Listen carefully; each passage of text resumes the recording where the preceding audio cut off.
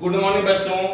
आज हम पढ़ेंगे कॉमन एरर किस पे, नॉन पे। हमारा नॉन हमने आपको कंप्लीट पढ़ा दिया है। इवन आपको मैंने ये भी वीडियो अपलोड कर दिया है, complete non in a short, यानी कि फास्ट रिवीजन। जो बच्चे कंटिन्यू वीडियो देख रहे हैं, मन लगा के पढ़ाई कर रहे हैं, उनके तो बहुत अच्छा है। जो नहीं देख रहे हैं उनसे एक रिक्वेस्ट है कि वो कृपया वीडियो देखें, क्वेश्चन को समझें। जहाँ पे दिक्कत है, he can send me message, he can send me information through comments, I will accept them and answer। अब यहाँ पे क्या है, कॉमन एरर है। जो बच्चे कॉम्पिटिटिव हैं वो तो कॉमन एरर मतलब जानते हैं, जो नहीं है या नए हैं उनको मैं बता दूं कि what is common error. Common error होता है क्या है? कॉमन एरर क्या है कि कंप्लीट सेंटेंस दिया होता है, एक या दो सेंटेंस दिया होता है और उसको पार्ट पार्ट बांट देता है, और जिस पार्ट में आपका एरर है वो आपका आंसर होगा। और यदि किसी पार्ट में एरर नहीं है then your answer will be E no error. यानी कि सपोज किसी सेंटेंस में, किसी क्वेश्चंस में गलती यहां से यहां तक, यहां ऑब्लिक दिया हुआ है, यहां से यहां, यानी कि beginning to first oblique, then your answer will be A. If you find any error from this oblique to that oblique, then your answer will be B. If you find any error from this to that, then your answer will be C. If you find error from this oblique to that error, your answer will be D. And if you find this sentence is correct, then your answer will be E. तो इस तरह से A, B, C, D, E 5 इसके options होते हैं। आपको वही 5 options में से एक का आंसर देना होता है।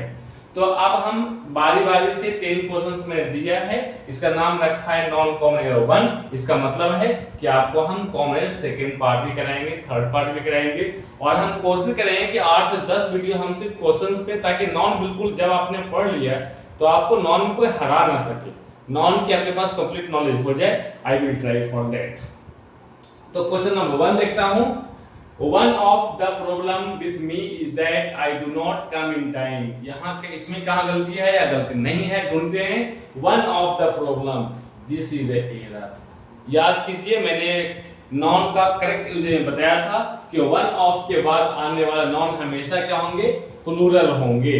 यहाँ पे क्या दिया हुआ है, singular. Then here your answer is ए।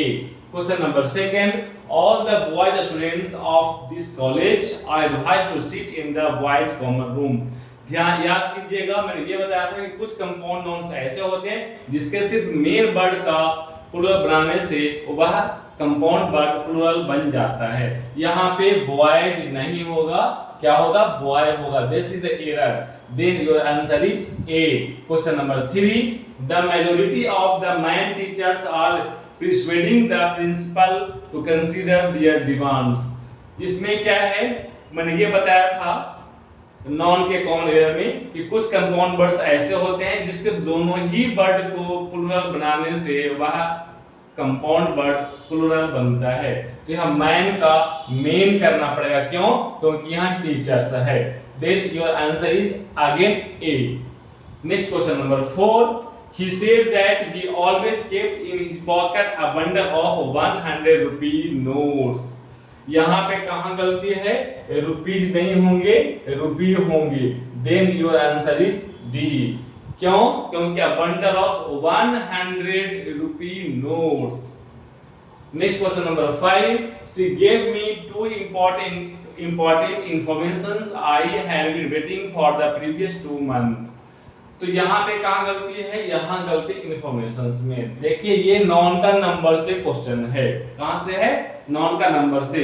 उसे मैंने ये बताया था कि इन्फॉर्मेशन को एस लगा करके हम इसको प्लूरल नहीं बना सकते। इन्फॉर्मेशन से इन्फॉर्मेशन नहीं होगा, ये शुद्ध सिंगुलर नॉन है, और यहाँ पे एस लगा दी गई है, तो ये क्या है, एरर है। तो here your answer is B. Next Question number 6, the class teacher gave me a homework and instructed to me to do it at night। Homework is a uncountable noun, so a should not be used here। Then this is the error। Your answer will be B। Next question number 7, I saw only 5 police who were running after the bank robbers। Police should not be here, here should be policeman.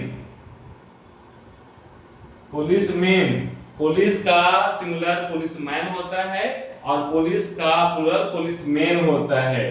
तो यहाँ क्या होना चाहिए, I saw only 5 policemen who were running after the bank robbers.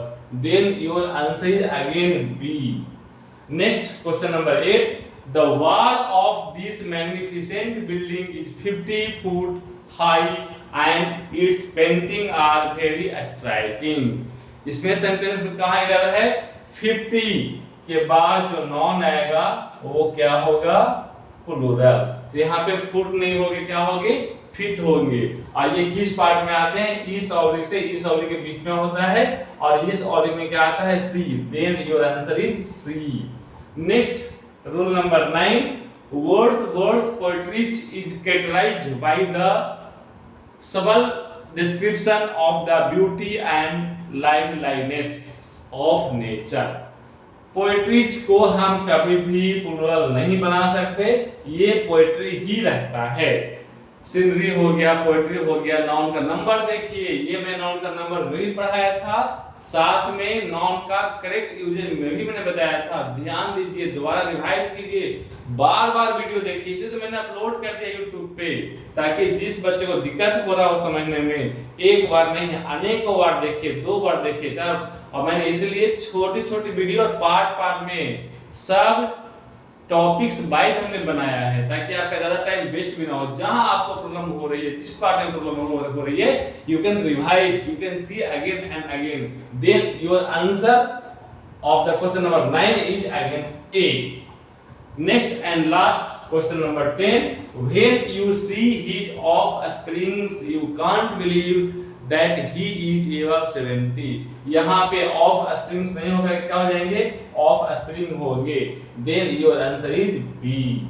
तो इसको कहते हैं common error. ये हमने कॉम्पिटिटिव के लिए तैयारी किया था, कॉम्पिटिटिव स्टूडेंट्स के लिए या कॉम्पिटिटिव कैटेगरी ऑफ स्टूडेंट्स के लिए।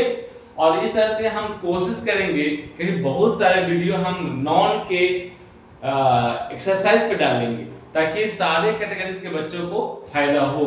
कॉमन एरर भी डालेंगे, कैट द सेंटेंसेस भी डालेंगे, फिर द ब्लैंक्स भी डालेंगे।